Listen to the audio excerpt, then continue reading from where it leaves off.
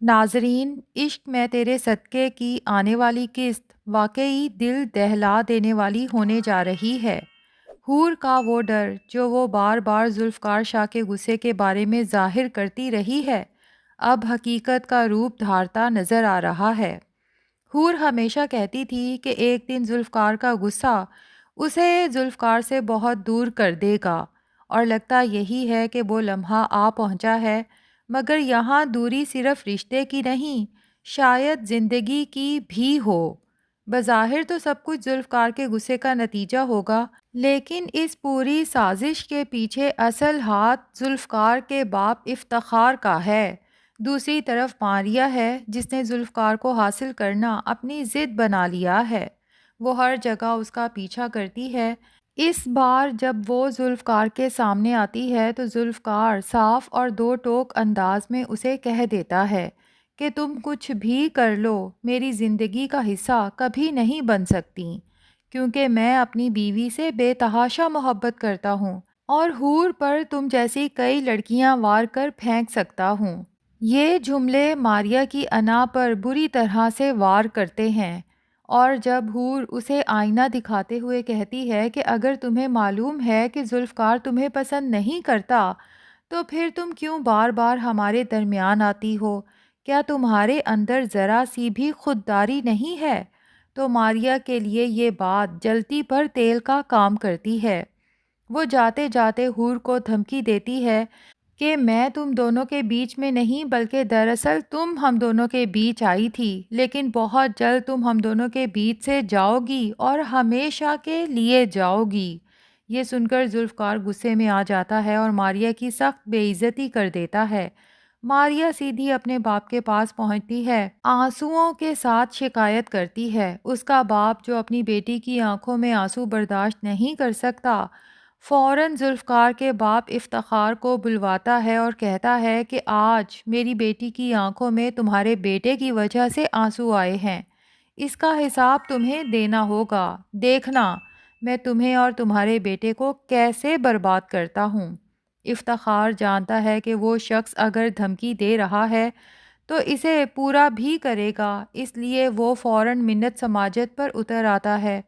کہتا ہے کہ میں نے ہر ممکن کوشش کی کہ ماریہ اور ذوالفقار ایک ہو جائیں، مگر جب تک حور موجود ہے یہ ممکن نہیں۔ مجھے تھوڑا وقت دو، میں سب ٹھیک کر دوں گا۔ اور پھر افتخار ایک خطرناک منصوبہ بناتا ہے۔ اسے اچھی طرح معلوم ہے کہ اس کا بیٹا غصے میں اندھا ہو جاتا ہے، اور خاص طور پر جب کوئی حور کی طرف بری نظر سے دیکھے۔ وہ ذوالفقار کی گاڑی کے اس دروازے کے نٹس نکلوا دیتا ہے جہاں حور بیٹھتی ہے، پھر انتظار کرتا ہے کہ کب دونوں ایک ساتھ گھر سے باہر نکلیں۔ ادھر حور کا دل پہلے ہی بے چین ہے، جیسے کوئی آندھی آنے والی ہو جو سب کچھ اپنے ساتھ اڑا کر لے جائے گی اور پیچھے کچھ بھی نہیں بچے گا۔ وہ ذوالفقار سے پوچھتی ہے کہ اگر مجھے کچھ ہو گیا تو کیا آپ مجھے بھول جائیں گے؟ یہ سن کر ذوالفقار کا دل دہل جاتا ہے۔ وہ کہتا ہے کہ ہماری ساری زندگی ساتھ گزرے گی، اپنے آنے والے بچے کے ساتھ ہم دونوں بہت خوشیاں منائیں گے، مگر حور ایک بار پھر اسے یاد دلاتی ہے کہ جس دن آپ نے غصہ چھوڑ دیا اس دن میں مطمئن ہو جاؤں گی، لیکن اس سے پہلے مجھے ایک انجانا سا خوف ہے، کیونکہ مجھے آپ کے غصے سے بہت ڈر لگتا ہے۔ ذوالفقار وعدہ تو کر لیتا ہے، مگر وہ خود بھی نہیں جانتا کہ غصے کے وقت اس کا اختیار اس کے ہاتھ میں نہیں رہتا۔ جب دونوں گاڑی میں نکلتے ہیں تو افتخار اپنے آدمیوں کو ان کے پیچھے لگا دیتا ہے۔ وہ لڑکے حور پر آوازیں کستے ہیں، ہوٹنگ کرتے ہیں اور ذوالفقار کو للکارتے ہیں۔ ظاہر ہے ذوالفقار برداشت نہیں کر پاتا، وہ گاڑی تیز رفتار سے دوڑانے لگتا ہے۔ حور بار بار کہتی ہے کہ پلیز گاڑی آہستہ کریں، غصہ نہ کریں، مگر ذوالفقار اس کی ایک نہیں سنتا۔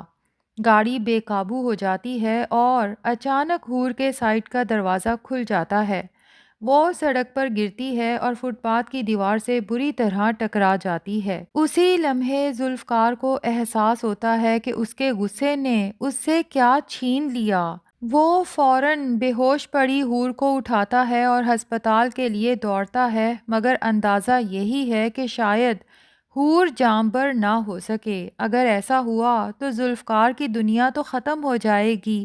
وہ ہر لمحہ پچھتائے گا کہ کاش میں نے اپنے غصے پر قابو پا لیا ہوتا۔ وہ راتوں کو جاگ کر حور کو پکارے گا، دن میں اس کی قبر پر بیٹھا رہے گا، جیسے مجنوں بن جائے گا۔ اسی دوران اس کی زندگی میں نور کی انٹری ہوگی، جو بالکل حور جیسی دکھتی ہے۔ جڑواں بہن ہونے کی وجہ سے اس کی شکل و صورت اور بولنے کا سٹائل بھی حور جیسا ہے۔ ذوالفقار کو تو اپنی آنکھوں پر جیسے یقین ہی نہیں آئے گا جیسے اس کی حور پھر سے زندہ ہو کے دنیا میں واپس آ گئی ہو۔ ادھر نور کی اپنی زندگی بھی مسائل سے بھری ہے۔ اس کی سوتیلی ماں ساجدہ نے چالاکی سے اچھا رشتہ اپنی بیٹی مہوش کے نام کر دیا اور اپنے شوہر کو بھی یقین دلا دیا کہ لڑکے والوں نے مہوش کو ہی پسند کیا ہے۔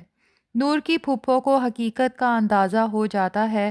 وہ اپنے بھائی سے کہتی ہیں کہ یہ ممکن ہی نہیں کہ کوئی نور کو دیکھے اور پسند نہ کرے۔ ضرور تمہاری بیوی نے نور کو سامنے آنے ہی نہیں دیا ہوگا۔ ساجدہ خاموش رہنے پر مجبور ہے کیونکہ گھر کا خرچ اسی امیر نند کے سہارے چل رہا ہے، اور دل میں یہ امید بھی ہے کہ شاید اپنی دوسری بیٹی کا رشتہ بھی اسی نند کے بیٹے سالار مرتضیٰ کے ساتھ طے کر دے۔ ادھر لگتا یہی ہے کہ نور کی پھپھو اب اپنے بیٹے سالار مرتضیٰ کے لیے نور کا ہاتھ مانگیں گی۔ اگرچہ سالار سنجیدہ مزاج نہیں اور مختلف لڑکیوں کے ساتھ وقت گزارتا ہے، مگر ماں کے کہنے پر شادی کے لیے ہاں کر دے گا۔ مگر شادی کے بعد نور کی زندگی آسان نہیں ہوگی۔